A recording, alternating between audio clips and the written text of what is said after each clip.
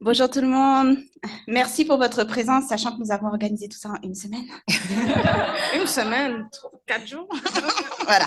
Nous tenons à ouvrir notre propos en reconnaissant que nous habitons, travaillons et tenons actuellement cette conférence de presse sur l'île de Tchotchake, territoire non cédé des Kanien'kehá:ka et lieu de regroupement entre peuples autochtones. Reconnaître notre complicité aux différents systèmes d'oppression est une première étape qui doit mener à la mise en place d'actions de solidarité concrètes auprès des populations qui luttent contre le colonialisme, que ce soit au niveau local et international. We would like to open our remarks by acknowledging that we live, work, and are currently holding this press conference on the island of Tchotchake, an unceded territory of the Kanien'kehá:ka and a place of gathering among indigenous peoples.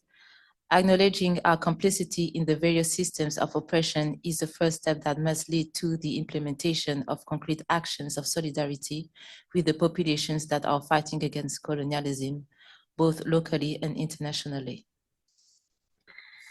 Dans ce contexte, lutter pour l'amélioration des conditions de vie des femmes noires et personnes non-binaires noires ne peut se faire qu'en reconnaissant le fil rouge du colonialisme et l'imbrication des systèmes d'oppression dont l'existence découle et se renforce. And don't worry, we're going to do it both in French and English, but French is my mother tongue.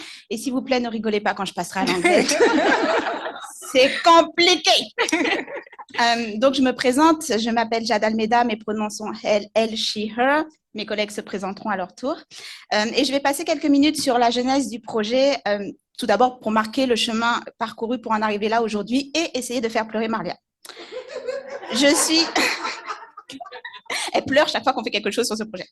Je suis à la fois issue du milieu académique et du milieu communautaire. J'ai collaboré dans différents organismes de défense de droits, notamment du milieu LGBTQ+, et également dans le milieu féministe. Et en 2019, en fait, deux choses sont arrivées simultanément sans que ce soit planifié. En fait, le 8 mars 2019, d'où le fait qu'on ait voulu faire cette conférence de presse spécifiquement aujourd'hui, il y a donc 4 ans, j'ai réalisé une chronique radio pour dénoncer les violences que subissaient les femmes noires et les personnes non-binaires noires au sein du milieu féministe institutionnel québécois. Et le même jour, Marianne Lopez a publié un article dans Le Devoir traitant du même sujet, sachant que nous avions toutes les deux collaboré sur un projet, notamment concernant les violences sexuelles. Mais en l'occurrence, pour ce 8 mars-là, nous n'étions pas organisés de la sorte. On est arrivé à notre niveau de ras-le-bol au même moment. Donc, le call-out est sorti. Ces deux contenus ont suscité énormément de réactions en ligne, notamment de femmes noires qui ont spontanément écrit pour partager leur vécu. Certaines témoignant que c'était la première fois qu'elles voyaient leur réalité être remarquée, reconnue et discutée ouvertement. Leur nombre était tel qu'on a décidé à ce moment-là qu'il fallait faire quelque chose, de documenter en fait ces violences afin de les nommer publiquement et de les faire sortir, on va dire, d'un angle trop anecdotique, mais bien montrer le côté systémique, le fléau de ce que représentait ce qu'elles subissaient au sein de ces espaces. Nous nous sommes alors organisés pour débuter une recherche sur le vécu des femmes noires et des personnes non-binaires noires dans le milieu féministe québécois, et une recherche qui, par la suite, a reçu le soutien de Shift et nous a permis d'en agrandir la portée. Donc, si notre recherche était ciblée sur le milieu féministe institutionnel et la particularité des barrières qui s'y trouvent, les violences, les silences, l'appropriation, l'invisibilisation, la décrédibilisation qui s'y déploie, cela touche bien sûr bien d'autres secteurs. Ce qu'on a pu voir se manifester lors notamment d'événements que nous avons co-organisés avec Pauline Lomami, avec Pau, qui pourra revenir sur nos événements, mais aussi plus particulièrement dans le domaine spécifique des arts. Donc, littéralement, le projet a débuté par un cri de cœur, un ras-le-bol, un call-out. Et c'était juste nous qui avons pris la parole spécifiquement à 8 mars pour dénoncer tout ce que nous vivions et tout ce dont nous étions témoins. Nous voulions, spécifiquement à 8 mars, perturber l'autocongratulation de ces milieux et dévoiler l'affreuse machinerie qui s'y perpétue. Et ce cri du cœur est devenu aujourd'hui Arambek. Je ne pas de là, non ? Un organisme de défense des femmes noires et personnes de genre non-binaire. Le terme a été inventé par l'écrivaine, éducatrice et organisatrice communautaire Shirley Small. Arambek est un mot valise formé à partir de Harambe, mot swahili, évoquant le principe d'entraide et de Québec. Ce nom représente les défis quotidiens auxquels les femmes et personnes de genre non-binaire doivent faire face dans cette province, mais surtout leur résilience. And now the English side. So I was talking about how we cannot fight for the improvement of the living condition of Black women and non-binary Black people without recognizing the existence of colonialism and its impact. The project is a long time coming. In 2019, both Marianne and I, without planning or consulting each other, made public call out against the violence that we were seeing and experiencing inside feminist organization here in Quebec. I did a radio chronicle and Marianne published an article in The Devoir, both on the 8th of March, 2019. We reached a breaking point, both at the same time. Both contents generated a lot of reactions online, especially from Black women who spontaneously wrote to share their experiences. Some says it was the first time they had seen their realities noticed and recognized. There were so many of them that we decided that we had to do something to document this violence in order to name it publicly and to take it out from an anecdotal vision, but to have a systemic approach of what was happening. We joined forces to start a research on the experiences of Black women in the Quebec feminist milieu. This research was later supported by SHIFT and allowed us to expand its scope. Our research was specifically on the feminist milieu and the particularity of the violence and appropriation, invisibilization, decriminalization that are deployed there, but it touches many other sectors, and Paul will be able to talk about the art sectors. So the project literally started with a call out and now has become Arambec, an advocacy organization for Black women and non-binary Black people. The term was coined by writer, educator, and community organizer Shirley Small. Arambec is a crossroads from R&B, a Swahili word for mutual aid, and Quebec. With glasses is better. Good morning, everyone. I will start in English and then do a summary in French. My name is Pobike Lomami, Pauline Batamu Kasiwa Lomami. It's long, so Pobike Lomami. I'm an interdisciplinary and interventionist artist. I'm an art administrator and programmer, and I've been a youth activist and worker in sexual health, LGBTQI rights and well-being, feminism, Afrofeminism, and anti-colonialism in Europe and now in Canada. I've been working in the art and culture sector for almost 10 years, and I've witnessed and experienced myself the specific obstacle, erasure, and violence Black women and gender-expansive Black people can experience in a milieu that has its own challenges. Right now, I'm currently a MFA candidate in studio arts at Concordia, and I'm a teaching assistant in the Department of Studio Arts. 6 years ago, I was working in an art institution and I developed an artistic and cultural programming about human resourcing, addressing the invisibilized stories, experiences, and structural dynamics women and non-binary Black people and people of color workers experience. One of the events of this programming consisted in a one-day workshop for women of color with the coach Marie da Silva, who specialized in helping workers from minorities. Moving here to Montreal more than 5 years ago, as my professional career and networks involved in the arts, I kept witnessing and encountering discrimination causing burnout, trauma, invisibilization, and denigration to Black women and non-binary folks. I also noticed the lack or precariousness of support, transmission of knowledge, and mentorship. From artist-run centers to museum to festival to publishing corporation, the assessment remained the same. And even if there has been a short-term awakening in the institution and the corporation following Black Lives Matter and the murder of George Floyd, we can't say that the change made has been structural and sustainable. For example, some major art institutions finally hired, most of them for the first time, Black women in crucial positions, but were not ready for the internal deep change that this decision would require for their structure and dynamics. The consequence of these intentions not aligned with introspection and internal change has costed a lot to Black women and gender-expansive cultural workers. In 2018, there has been a call out by Black women and trans artists here in Montreal about the discrimination and the violence they faced in the cultural world. But we can't say today that most of the situation has changed. In this situation, the work of maintaining us is most of the time on the shoulder of other Black women and gender expansive people, the network we have and create together. Most of us, Black women and gender expansive cultural workers, are also involved in community, academia, or activism. Our artistic practice doesn't operate in a bubble. This is why including archival and artistic initiatives as a main component of Arembec is very important to us. Artistic expression as a site of research, investigation, transmission, imagination, and community practices is something that we can count on to support each other.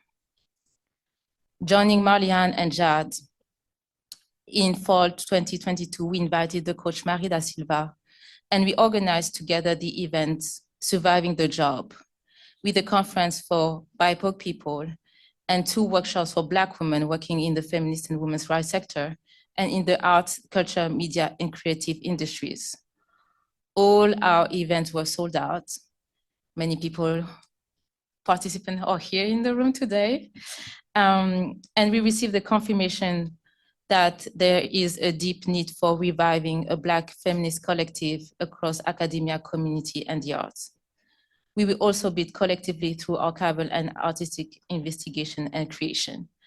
And I want to also thank many people in the room from the arts and culture who make this possible, which means like sustain me throughout this process, because even if it's not visible for the outside world, most of us still stand because of our solidarity together.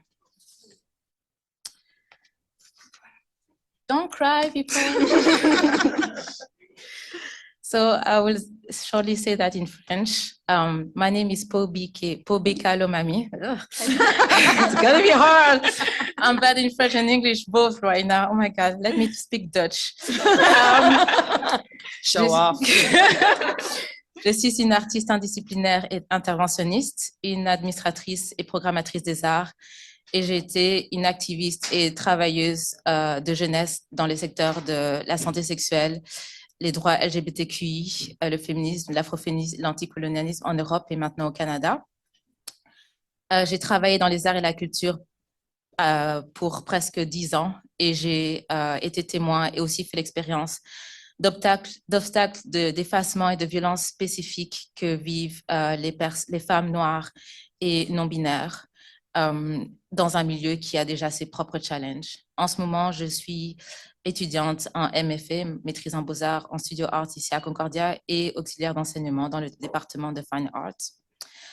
Il y a 6 ans, je travaillais dans une institution artistique en France où j'ai développé une programmation artistique et culturelle à propos des ressources humaines pour adresser l'invisibilisation des histoires, expériences et les dynamiques structurelles que les femmes noires et non-binaires font face.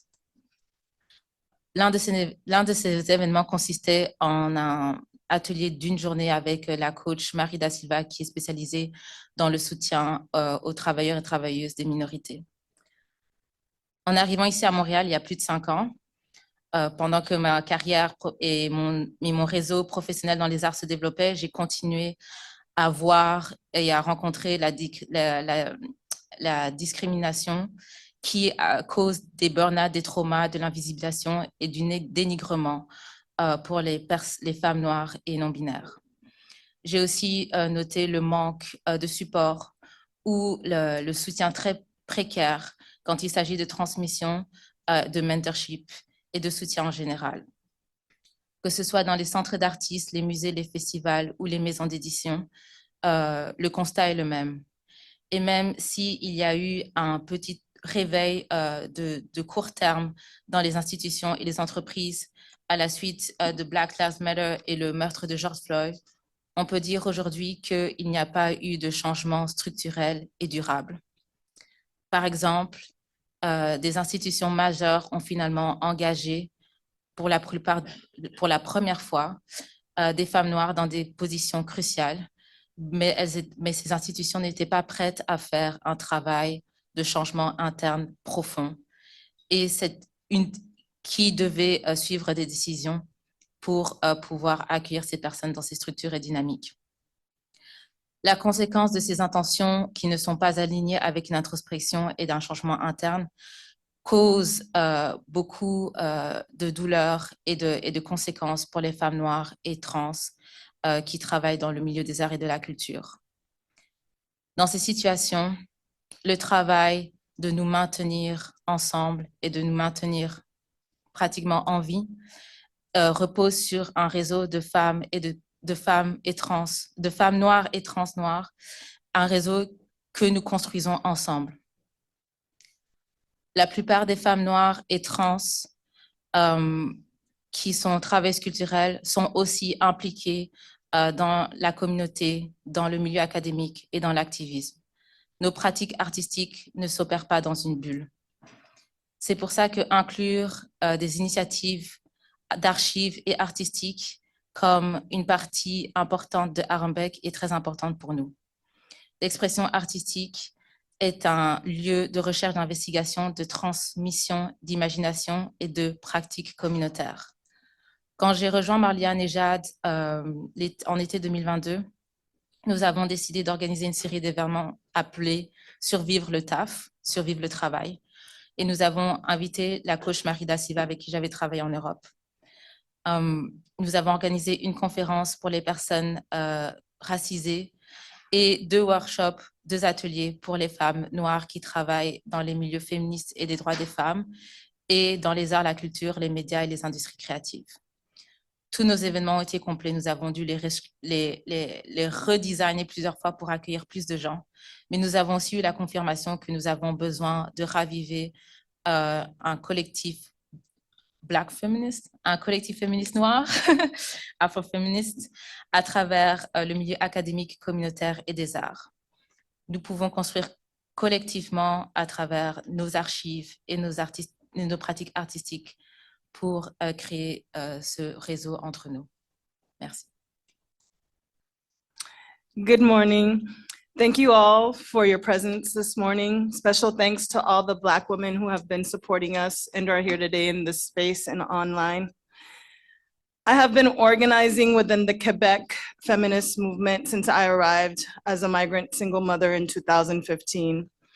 I worked for women's organizations in the anti-violence sector and occupied the role of vice president of La Fédération des Femmes du Québec from 2016 to 2022. In both roles, I fought really hard to have Black women's experiences acknowledged and addressed. In both roles, I witnessed the co-optation of Black women's ideas and work, the invisibilization of their contributions to the women's movement. These experiences, which I share with other Black feminists, led us to work ardently for the creation of a Black feminist collective where we no longer fight to have our experiences centered and where we can work towards developing and sharing the resources we need to thrive in this province. Harembek is the fruition of Black women in Quebec rising up against racism, misogyny, and other forms of oppression. It is the fruition of many years of Black feminist organizing in Montreal, whether it be in community, within the women's movement, in the arts, and also in academia. Black women have been advocating for an organization that centers their needs and experiences here in Quebec. Harembek Reviving the Black Feminist Collective is a response to these demands. Harembek is also a tribute to those that did this work before us, whose work has been erased, invisibilized by institutions in this province. We will work to document these contributions and make sure they are never forgotten. In the context of Concordia, Harembek will work towards producing institutional transformation through concrete actions aimed at repairing and building relationships with Black communities in Montreal. We hope to revive the tradition of Black feminist organizing at Concordia that bloomed in the 70s and 80s through the Congress of Black Women at Concordia. In 1987, this coalition partnered with the Simone de Beauvoir Institute to organize a conference on the Black experiences within the feminist context with special guest, Dr. Bell Hooks. A big part of this project involves unearthing the rich history of Black feminist organizing through archival research and oral histories. Harambek will create a space for mentoring, knowledge transfer, and capacity building for Black women and non-binary folks. We also hope to contribute to Black-specific curriculum development in the area of Black feminisms here at Concordia. Harambek is committed to overcoming the systemic erasure by ensuring that our voices, perspectives, grassroots organizing, scholarship, leadership, and memory are seen, heard, felt, and known. We aim to create a lieu of advocacy for sharing resources, knowledge, for creation, but also for community. Bonjour à tous et à toutes. Merci pour votre présence ce matin. Et merci en particulier aux femmes noires et personnes de genre non-binaires qui nous ont soutenues et sont présentes aujourd'hui dans cet espace. Harambek est le fruit de la mobilisation des femmes noires du Québec contre le racisme, la misogynie et d'autres formes d'oppression.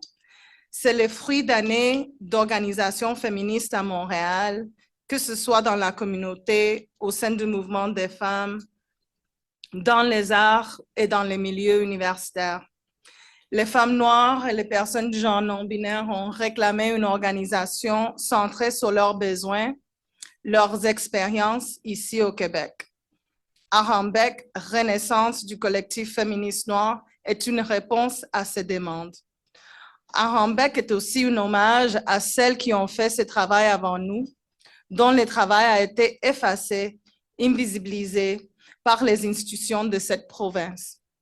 Nous travaillerons à documenter cette contribution et à nous assurer qu'elle ne soit jamais oubliée.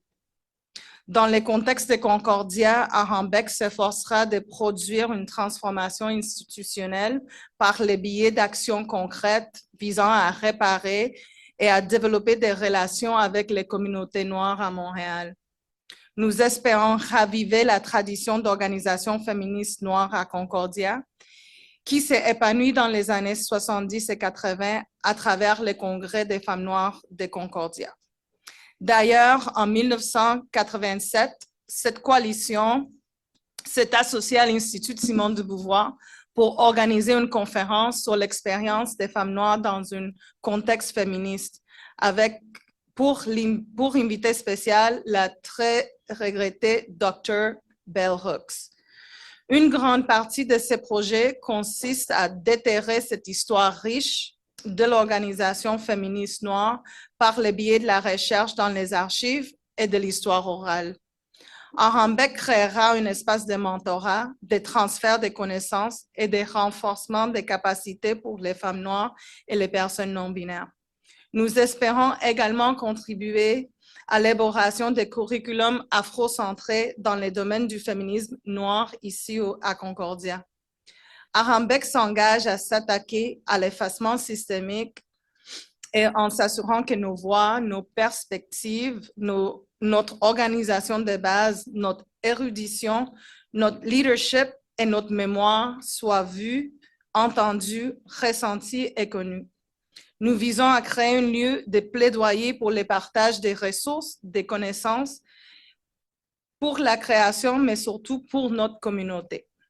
Encore une fois, nous vous remercions pour votre présence, pour votre soutien, pour votre écoute et nous espérons être à la hauteur de vos attentes.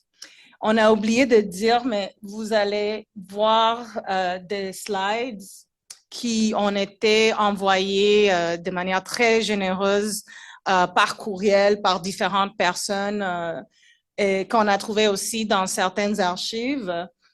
Et c'est un peu le travail qu'on cherche à faire de retrouver ces archives et mettre en lumière cette contribution parce qu'on ne prétend pas être les premières à vouloir s'organiser. Il y a vraiment une histoire riche des femmes noires ici dans cette province qui se sont organisées pour mener ce travail et puis on veut juste leur rendre hommage aussi avec tout ce qu'on pense faire. Bonjour tout le monde. Mon nom est Claire Gaëlle Champagne. En fait, moi, je représente le Shift. où ce que vous êtes aujourd'hui, le Centre Shift pour la transformation sociale. Donc, j'ai juste fait une petite présentation de qui on est et aussi comment en fait on est arrivé à supporter Arembec. Donc, le Centre pour la transformation sociale de Shift a été lancé en 2019 grâce à un don qu'on a reçu qu'on a reçu de la Fondation Saputo. Donc, la vision était vraiment de pouvoir créer un centre au sein de Concordia avec une vision de transformer socialement Montréal, donc transformer systémiquement Montréal pour le rendre plus juste, équitable et plus durable. Donc, ce qu'on fait spécialement, c'est qu'on agit sur 3 principaux programmes, c'est-à-dire qu'on a un programme de financement, notamment comme on a connu Marilyn, la première personne que j'ai rencontrée, qui nous avait contacté pour avoir des informations sur nos programmes de financement. Donc, on finance des programmes, des projets. Désolée. En fait, on finance des projets qui sont menés par des membres de la communauté. Donc, tous les projets qu'on finance sont menés par des personnes qui sont directement impactés par les systèmes qu'ils espèrent changer, donc que ce soit des systèmes d'injustice, d'inéquité ou de non-durabilité. Donc, c'est un aspect qui est très important pour nous dans la mesure où ces personnes-là sont considérées comme étant les personnes qui sont le plus aptes à comprendre quels sont les dommages, les problèmes systémiques et comment justement pouvoir apporter des solutions. On a aussi un système de gouvernance participatif, c'est-à-dire que les membres de la communauté, que ce soit les projets qui ont été financés par Shift, des membres de Concordia, des membres d'organisations communautaires à travers Montréal, sont invités à venir justement siéger sur nos comités de direction pour pouvoir prendre des décisions pour et à propos de Shift. Donc, ça peut être des décisions aussi simples que un programme de financement ou aussi la direction en fait que Shift prendra pour ces années d'opération. Et finalement, on a le pilier où on active notre écosystème en étant une unité au sein de l'Université Concordia. On a cet espace où ce que vous êtes tous aujourd'hui, où on anime plusieurs événements, toujours à caractère de justice sociale, mais aussi en finançant des programmes de stage et aussi en mettant en connexion des organismes communautaires avec tout ce qui est faculty and staff member de Concordia. Donc, aujourd'hui, on est vraiment là pour célébrer, en fait, le lancement de Arembec. Donc, Arembec, en fait, ils ont reçu un financement de 50 000 $ de Shift du programme Deep Investment Fund, programme de soutien de financement intégral. J'essaie de faire la traduction dans ma tête. Le Deep Investment Fund.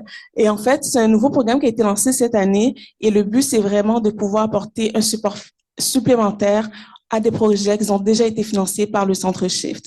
Par exemple, comme Jade a expliqué, l'année dernière, le projet Parcours des femmes avait reçu 5 000 $ pour justement financer cette recherche. Et maintenant, on investit de manière un peu plus profondément en accordant 50 000 $ de fonds qui est d'ailleurs renouvelable pour justement aider le projet à vraiment s'ancrer au sein de Concordia et vraiment avoir un impact social à long terme. Arembec n'est pas le seul projet qui est financé cette année par le programme de Deep Investment. Il y a également le projet qui s'appelle du Black Healing Center, qui sera en fait, je vais lire, en fait, c'est un programme de formation orienté vers des connaissances qui sont afrocentriques pour justement apporter du support à la communauté noire. Ensuite, il y a le projet Tecanios, qui est un projet qui va créer un hub à Ganawagé qui va vraiment être centré sur les connaissances traditionnelles des personnes autochtones et aussi des connaissances et des façons de faire des personnes autochtones. In English now. Okay, so my name is Claire Champagne. I work here at Chief as the Communications Coordinator. So Chief was launched in 2019 thanks to a large gift from the Saputo family with the vision of socially transforming Montreal for a more just, inclusive, and boldly prosperous Montreal. We work through 3 main pillars. We have our funding programs where through which we support community-led projects that are working to fight systems of injustice, inequity, and unsustainability. We also have a governance structure We welcome members of the communities from within Concordia across Montreal that are willing to sit down together and really make decisions for and about SHIFT. And also we activate our ecosystem. As our unit within Concordia, we have this space where we host events, socially oriented, social justice oriented events like this one, but also we welcome people to use a space to co-work, to connect with one another, but really to kind of create that socially transformative hub within Concordia. We also have an internship program where we welcome students every semester to support the projects that we funded before, so they get to have full paid internship and will support the work that community projects are doing across Montreal. And today here, we're here to celebrate the launch of RMBEC, and RMBEC has received a funding of $50,000 through the Deep Investment Fund. The Deep Investment Fund was launched this year. Sorry. So the Deep Investment Fund was launched this year, and the idea is really to provide more tailored and long-term commitment to projects that have received funding from SHIFT before. For example, before RMBEC, Parcours des Femmes received $5,000 in funding to really do a research project to better understanding and also identifying the needs for within the Black community and the Afrofeminist movement. And now with the $50,000, there's potential to really anchor the work within Concordia and really leverage the potential to socially transform the system, the feminist system within Canada, within Montreal, sorry. RMBEC is not the only project that got funding through the Deep Investment Fund this year. We're also funding the Black Healing Center, which is an Afrocentric, a training program with Afrocentric approaches to provide healing to the Black community. And we're also funding Tecaños, which is we'll be building a local hub in Ganawage that will be centered on traditional indigenous food and ways and knowledge. So this is an overview of SHIFT, and thank you. Thank you. Thank you.